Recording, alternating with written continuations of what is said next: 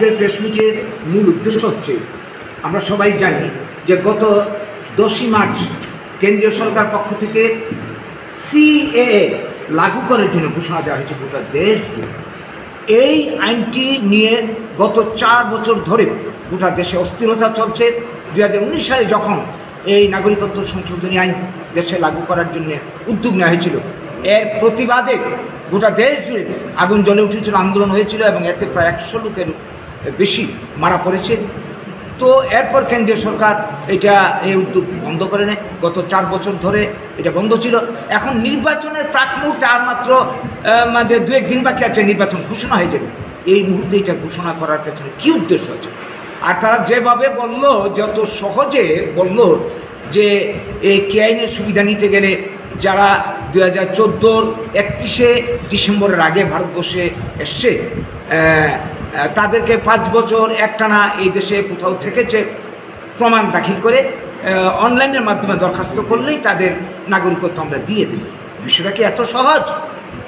এই যে কথাটা বলল, এই কথা তো নাগরিকত্ব আইনে 1955 সালে যে সিটিজেনশিপ অ্যাক্ট পরিষ্কার বলা আছে, কোনো কাউকে যদি ভারতের নাগরিকত্ব অর্জন করতে হয় জন্মসূত্রে, উত্তরাধিকারী সূত্রে, তারপর বৈবাহিক সূত্রে কিংবা 5 বছর একটানা যদি এই দেশে কোনো রাজ্যে থাকে, বসবাস করে প্রমাণ দাখিল করতে পারে, তাকে নাগরিক হিসাবে মেনে নেওয়া হবে।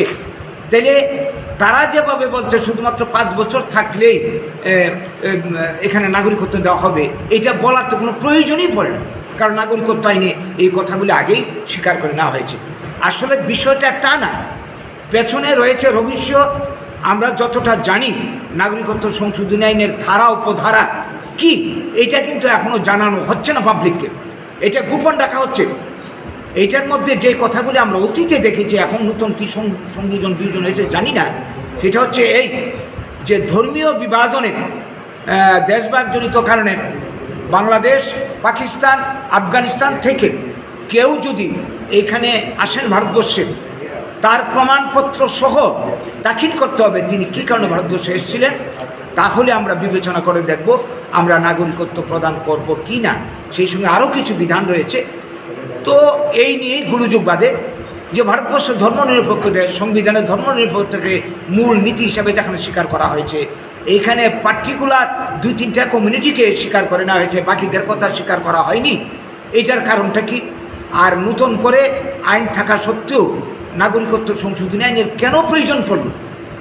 যে এই নিয়ে কি বলবো, এখানে গণবিক্ষোভ চলছিল, এখনও বিক্ষোভ রয়েছে।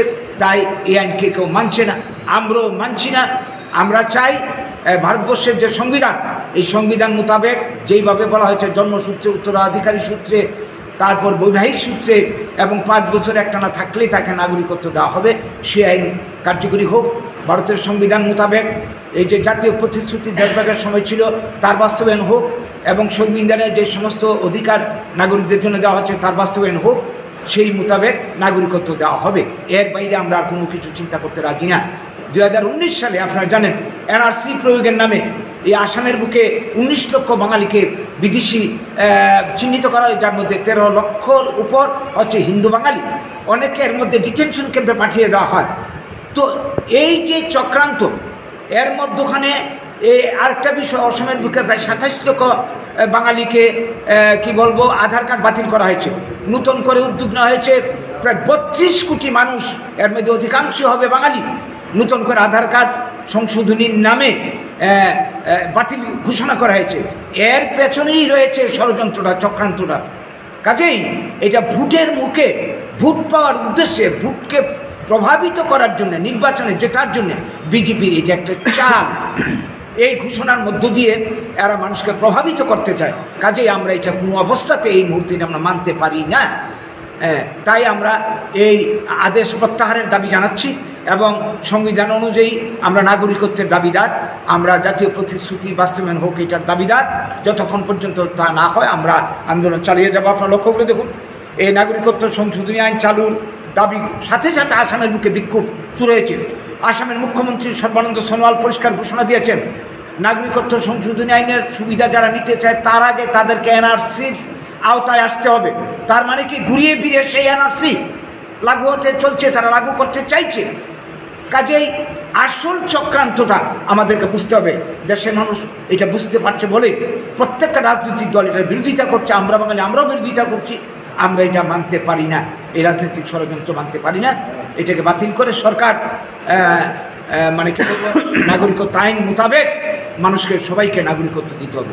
এই কথাগুলি আপনাদের মাধ্যমে আমরা সরকারের গোচরে নিতে চাইছি এবং যারা এই ষড়যন্ত্রের জাল বুনছে তাদেরকে সাবধান করতে চাইছি, দেশের মানুষকে সাবধান করতে চাইছি যে এই চক্রান্তের ফাঁদে কেউ যাতে পা না দেন। যদি সরকার পিছপা না হয় এই চক্রান্ত থেকে, এই নিয়ে গোটা দেশ জুড়ে মানুষ আন্দোলনে নামবে, আমরা আন্দোলনে নামবো। এই কথাগুলি আমরা আজকে জানান দিতে আপনাদেরকে ডেকে এনেছি আমাদের আজকের এই সাংবাদিক সম্মেলন। নমস্কার।